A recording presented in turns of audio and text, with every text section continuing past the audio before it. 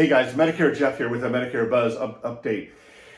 Hey, wanted just to talk a little bit more and do a deeper dive on the budget deficit and the debt ceiling and how that could affect some of the social programs that my clients rely on, including Medicare and Medicaid.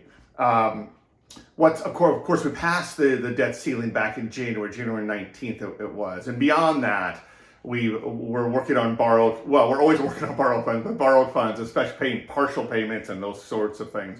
And I want to talk to you about something called an X date. An X date is the date that Janet Yellen thinks we're truly out of proceeds. We can't rob Peter to pay Paul anymore, and we have some bills we just simply will not be able to pay. And some of the bills that are in the realm of possibilities of not paying or having to be deferred till tax proceeds come in, state tax payments to the federal government, all that. One is Social Security payments. Now, we've never had that occur that I'm aware of, but that's something that could be deferred, that those are at risk. Medicare providers being paid. There's already a queue. There's already a lot of concern from providers of how long, I've heard from several, how long it takes to get paid. That could be longer. Military salaries is something that's in the realm, that's in the tranche of proceeds that won't be available. And of course, many other things. And the battle's over a number of points. Congress and the executive branch on all sides, they all have pretty valid points, frankly. But not all their points are valid, however, and in my mind. But I just want to share some of the big discussion points. One is oil and gas royalties. That's something that brings a lot of proceeds to the federal government, and part of Congress would like to see those removed or reduced. Of course, the executive branch thinks that's they only have they can only extract because we gave them access to federal land. So really interesting topic to follow. Flies a little bit in the face of the green agenda from kind of all sides. So that'll be interesting to watch. The other is military funding. Right now, the proposal is there's never proposals to cut it, but right now it's to keep it flat. But some parties want to increase it. And with world events, that's certainly interesting. Then you look at social programs, Medicare, Medicaid, Social Security.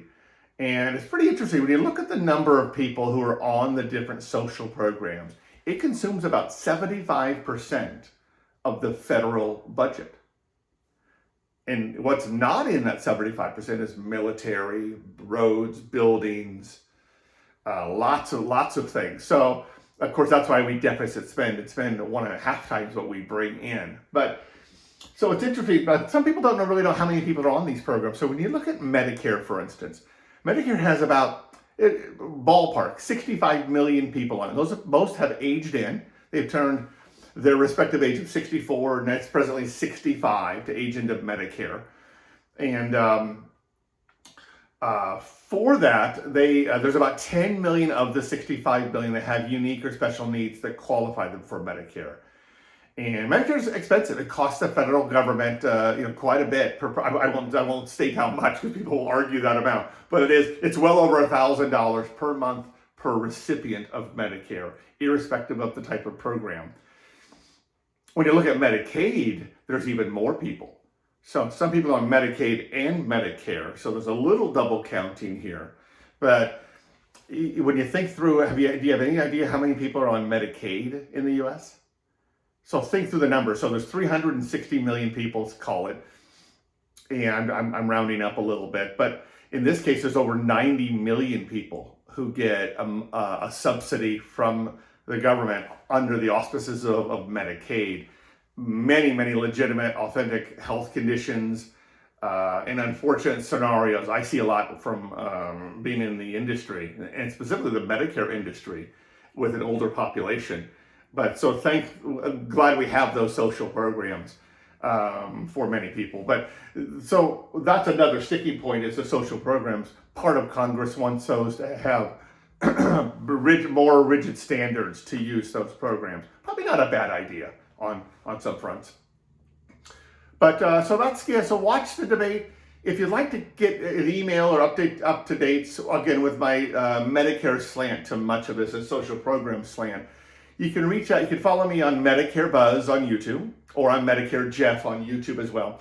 Or you can go to Medicare.buzz, a website, and that's a page within my agency website. And you can see my blog post there. And I send out a newsletter periodically with some a little bit more opinionated news. So if that's of interest, reach out. Again, I'm Medicare Jeff with Medicare Buzz. Thanks so much. Bye.